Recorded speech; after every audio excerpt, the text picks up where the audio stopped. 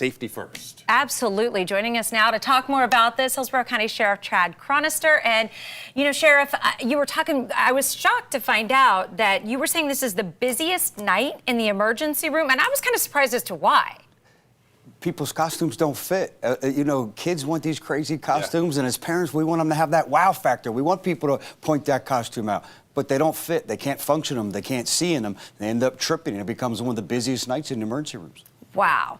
So we mentioned safety first, and as people are out there on the roads, they got to keep in mind you have some little folks out there. They've got tunnel vision, as we've said, so they're not really focused on their surroundings. They focused on one thing. You're exactly right. That's getting all the candy that they can get. That's the only thing they're focused on. So if you're out there driving, be cautious. Know that that child, when you least expect it, as much as we want them to go down one side of the street and down the other side of the street, they're gonna dart across the roadway. And we just, as people driving the cars, as us being parents again, we have to watch out for that. Absolutely. And I know some parents do worry about the candy and the things kids are getting in their treat bags. You know, if they're not watching closely, you don't want your kids just to grab whatever candy. What should parents really do? Yeah, keep an eye on the candy. If they don't recognize the brand, if it's not that recognizable name, if it's homemade, I know the child might become upset, throw it away. We have to err on the side of caution. It's just not worth it.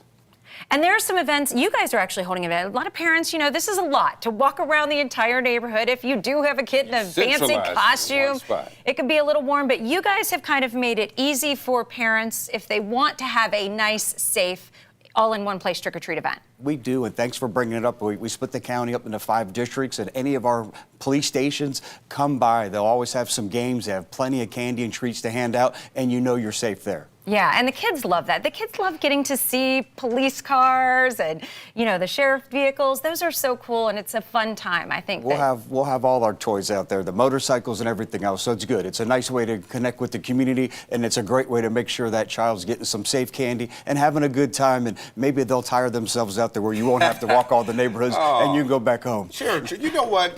They tire themselves out, and then you bring them back up with all the sugar. That's exactly right. Luckily, it's not long-lasting. That sugar high only lasts so long. Yeah, that's so true. Well, thank you so much for coming in. We really appreciate these last-minute safety tips. I know it's something we hear every year, but we have to remind people, especially people out there driving in these neighborhoods. 100%. We want to make sure this is a fun time, but a safe time too. And we have to look out for our children. Absolutely. Thank you so much, Hillsborough County Sheriff Chad Chronister.